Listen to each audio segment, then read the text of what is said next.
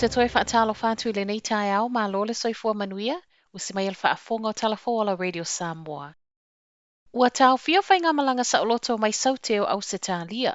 O le toi tasi le minute le se fululua na po le ana amata taofia mai le nei saolotonga, ma ua whaiai le mai a Faamau o tapu a Saute o Ausetalia le tulae ono i le afiafia na nafi. E fitu aso leo whaiai sa Saute o Ausetalia ma ua taofia le tu mau ai fo ima faigamalaga saoloto a vaalele mai lea vaenga o Ausetalia mo le fitu aso se io o atu i la solua o le vaiaso i luma fuafua e toe ilo ai i lea lavaso.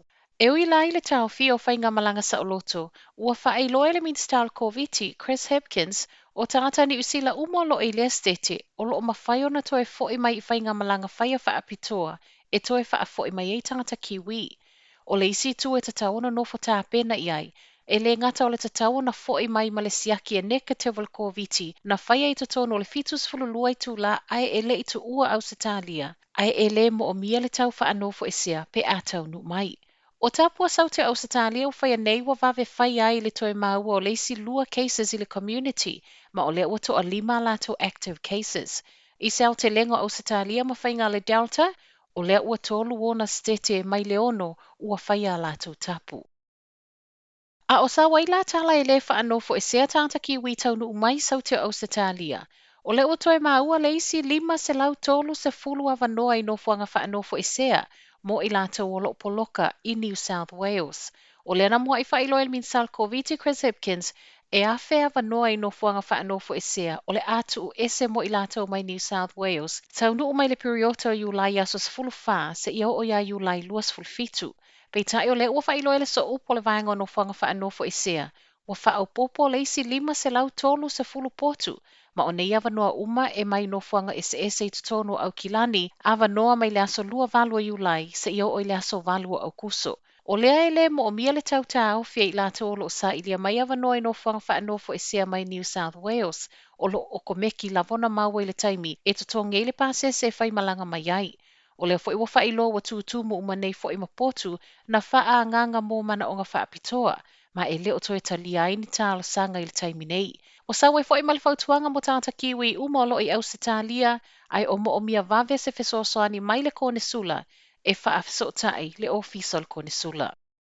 O lo whaia nei Suesue pe na faafefeo na motu e se le pito i tu o le train o lo whea lua i le vau au kilani ma Hamiltone.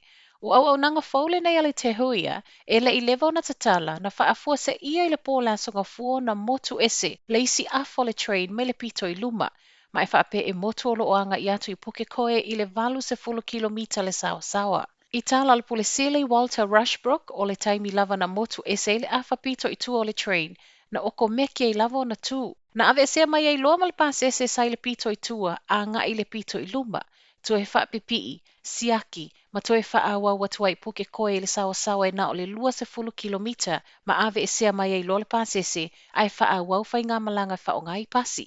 I moli maua nisi o pasese sai lungo le train i le taimi, e tupu whatu a se fulu minute talwo na alu e se atu. O le so, o lo o fuafua e toe a matai faigamalaga trains i le vau au kilani, ma Hamiltone. Ua Tolopo umal fale mai I Kalaiesetete taotoga i le o mo o mia vave mo fanau, a o tau mawhai ai e fofole pe pesi o le vairusi, le ea a fiai manava.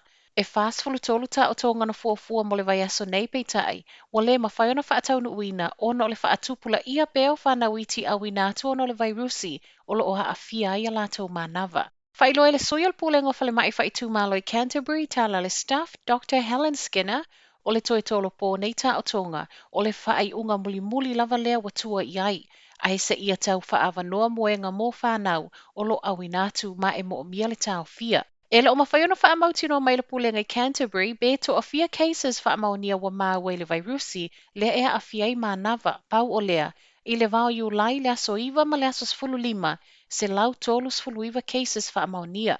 Atu mai le tu whaatasingo cases I totono ni usila atoa. Fitu se lau tolu sfulu 5 cases whaamawina le amatango le vaiaso taluai, whaatusa le I le ono se lau valu na iai I le vaiaso I lumatu, ma ua whaamawina ai, whaaluaina le whai numero cases o le nei tausanga, whaatusa le taimile nei o le tausanga taluai. Tala muli, to a whale ina taofia mai os whainga leoleo se tasi o whale I Kalaiesetete, reporti le staff, O le whaleleana o so whaia fesootai ma le kegi a le Tribesmen MC. O I lātou na ave leoleo e au fie le 2 tausanga, ma le 2 tausanga e le o usi ta ia tuutuunga o ta tala I tua. O le 2 tausanga na ave I le tusi Saisai ona o le letu la I lumo le whaamsinonga. Whaapea le 3 tausanga I le umia o fuala au whaasaina. O le to'atolo I lātou nei e tutu la I lumo le whaamsinonga whaetu malo I Kalaiesetete I le so. A o le isi to tasi, whaato atu la I le asonga fua o le vai aso I luma. Tala nao le tae au, manuia le nei aso.